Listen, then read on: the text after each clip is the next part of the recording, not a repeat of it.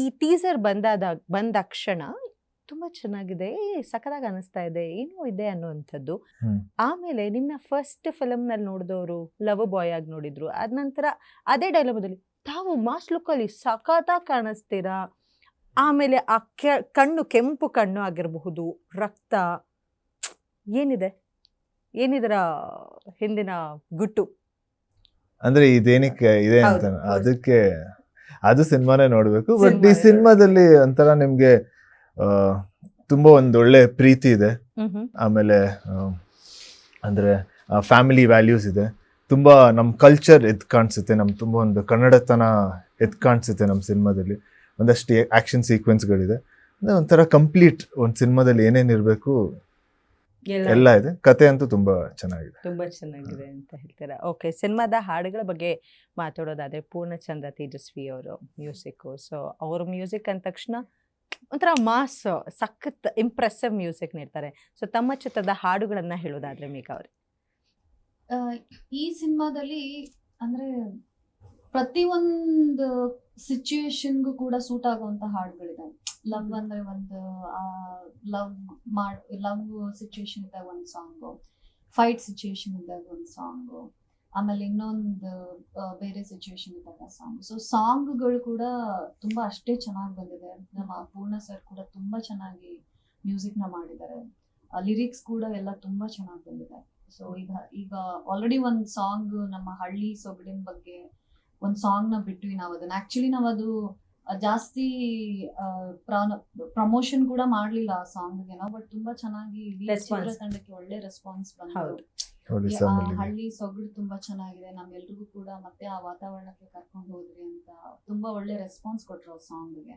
ಈಗ ಮತ್ತೆ ಇನ್ನೊಂದು ಸಾಂಗ್ ರಿಲೀಸ್ ಮಾಡ್ತಿದೀವಿ. ಸೊ ಅದ್ರದ್ದು ಒಂದಷ್ಟು ಪ್ರಿಪರೇಷನ್. ಸೊ ಸಾಂಗ್ಗಳು ಎಲ್ಲವೂ ತುಂಬಾ ಚೆನ್ನಾಗಿ ಬಂದಿದೆ actually. So any complaint about director ನಿಮ್ಮಿಂದ?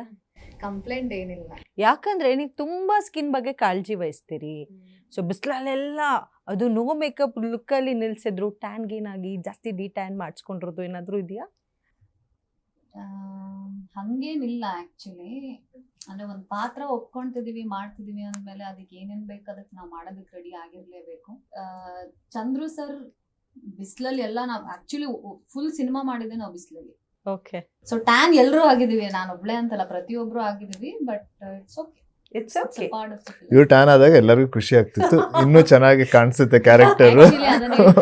ಇನ್ನೊಂದ್ ಸ್ವಲ್ಪ ಹೊತ್ತು ಬಿಸಿಲಲ್ಲಿ ನಿಂತ್ಕೊ ಅಂತ ಹೇಳ್ತಾ ಇದ್ವಿ. ಚೆನ್ನಾಗಿ ಕಾಣ. ಆಕ್ಚುಲಿ ಏನಾಗಿತ್ತು ಅಂದ್ರೆ ನಾವ್ ಸಿನಿಮಾ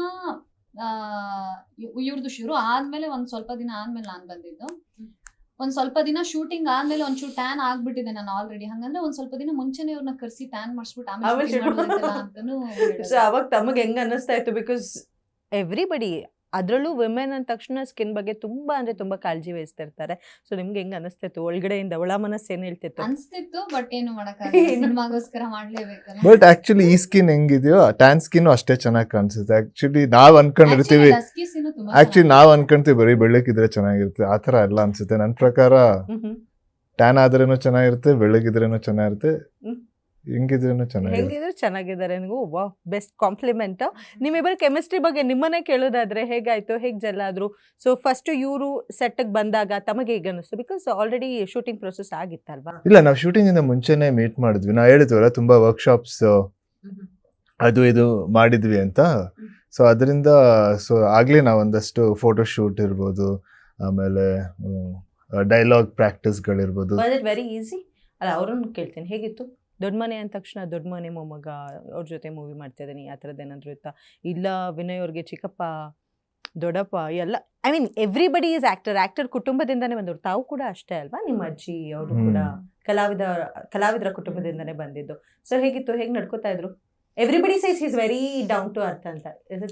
ನಿಜಾನೇ, ವಿನಯ್ ಅವ್ರು ಹಂಗ ಅನ್ಸೋದೇ ಇಲ್ಲ. ನೀವ್ ಯಾರೇ ಬಂದ್ರು ಅವರು ನಾನು ಆ ಒಂದು ಫ್ಯಾಮಿಲಿಯಿಂದ ಬಂದಿದ್ದೀನಿ, ಎಲ್ಲರೂ ಸ್ಟಾರ್ ಇರೋ ಫ್ಯಾಮಿಲಿ ಅಂತ ಅವ್ರು ಇವತ್ತಿನವರೆಗೂ ಆ ತರ ಇದ್ದಿದ್ದು ನಾನು ಎಲ್ಲೂ ನೋಡೇ ಇಲ್ಲ. Will treat every one same. ಅವರು ತುಂಬಾ ಸಿಂಪಲ್ ಆಗಿ ಇರ್ತಾರೆ, ತುಂಬಾ ಸೈಲೆಂಟ್ ಆಗಿ ಇರ್ತಾರೆ. ಅವ್ರಿಗೆ ಎಷ್ಟ್ ಬೇಕಷ್ಟು ಮಾತಾಡ್ತಾರೆ, ಇಲ್ಲಾಂದ್ರೆ ಸುಮ್ಮನೆ ಇರ್ತಾರೆ ಅವ್ರ ಪಾಡಿಗೆ, ಆ ತರ. ಓಕೆ. ಸೊ ಈ ನಡುವೆ ತಮ್ಮ ಸ್ಕ್ರಿಪ್ಟ್ ಆಯ್ಕೆಗಳ ಬಗ್ಗೆ ಹೇಳಲೇಬೇಕು. ಬಹಳಷ್ಟು ಚೂಸಿ ಆಗಿದ್ದೀರಾ ಆ್ಯಂಡ್ ತುಂಬ ಯೋಚನೆ ಮಾಡಿ ಒಳ್ಳೊಳ್ಳೆ ಸ್ಕ್ರಿಪ್ಟ್ ಆಯ್ಕೆಯನ್ನು ಮಾಡ್ಕೊಳ್ತಾ ಇದ್ದೀರಾ. ಸೊ ಯಾರು ಸ್ಫೂರ್ತಿ, ಯಾರಾದ್ರೂ ಹೆಲ್ಪ್ ಮಾಡ್ತಿದ್ದಾರಾ, ಹೇಗೆ? ಬಟ್ ನನ್ಗನ್ಸಿದೆ ನಂಗೆ ಆ ಥರ ಸ್ಕ್ರಿಪ್ಟ್ಗಳು ಬರ್ತಾ ಇದೆ, ಸೊ ಅದಕ್ಕೆ ನಾನು ಬರೀ ಚೂಸ್ ಮಾಡ್ತಾ ಇರೋದಷ್ಟೇ. ಪಾಪ ಅವ್ರು ಯಾರೋ ಕಷ್ಟಪಟ್ಟು ಯೋಚನೆ ಮಾಡ್ಕೊಂಡು ಬರ್ಕೊಂಡು ಬಂದಿದ್ದಾರೆ, ನಾನು ಬರೀ ಚೂಸ್ ಮಾಡೋದು. ಸೊ ಅಷ್ಟು ತುಂಬ ಯೋಚನೆ ಮಾಡಿ ಯಾವತ್ತೂ ನಾನು ಸ್ಕ್ರಿಪ್ಟ್ನ ಚೂಸ್ ಮಾಡಿಲ್ಲ. ಯಾವ್ದು ತುಂಬ ಇಷ್ಟ ಆಗುತ್ತೆ ಆ ಸ್ಕ್ರಿಪ್ಟ್ನ ನಾನು ಚೂಸ್ ಮಾಡೋದು. ಸೊ ನನಗೆ ಆ ಥರ ಒಳ್ಳೊಳ್ಳೆ ಸ್ಕ್ರಿಪ್ಟ್ ಬರ್ತಿದೆ, ಅದರಿಂದ ನನಗೆ ಆ ಥರ ಒಳ್ಳೊಳ್ಳೆ ಸಿನಿಮಾ ಯಾವೊಂದು ಮಾಡೋಕ್ಕೆ ಲೈನ್ ರಾಮಾಯಣದು ಬಹಳ ಇಂಪ್ರೆಸ್ ಆಗಿ ಈ ಸ್ಕ್ರಿಪ್ಟ್ ನ ಚೂಸ್ ಮಾಡ್ಕೊಂಡ್ರಿ ನೀವು? ಯಾವೊಂದು ಲೈನ್ ಯಾವುದೋ ಒಂದು ನನಗೆ ಅನ್ನಿಸ್ತು, ಇದು ಬೇಕೇ ಬೇಕು, ಇದು ನಾನು ಮಾಡಲೇಬೇಕು, ನನ್ನ ಸಿನಿ ಕೆರಿಯರ್ ನಲ್ಲಿ Ramayana will be a very good script which I have selected ಅನ್ಸಿದ ಯಾವುದು? ಯಾಕಂದ್ರೆ ಇದು ತುಂಬಾ ಅರ್ಲಿ ಸ್ಟೇಜಸ್ ಅಲ್ಲಿ ನಾನು ಗ್ರಾಮಾಯಣ ಸೆಲೆಕ್ಟ್ ಮಾಡಿದ್ದಲ್ಲ. ಸೊ ಅದು ಅವಾಗ ಇದೊಂದು ಗ್ರಾಮದಲ್ಲಿ ನಡೆಯೋ ಒಂದು ಸ್ಟೋರಿ ಇತ್ತು. ಸೊ ಆಮೇಲೆ ಆ ಕ್ಯಾರೆಕ್ಟರ್ ಲುಕ್ ಬೇರೆ ಇತ್ತು.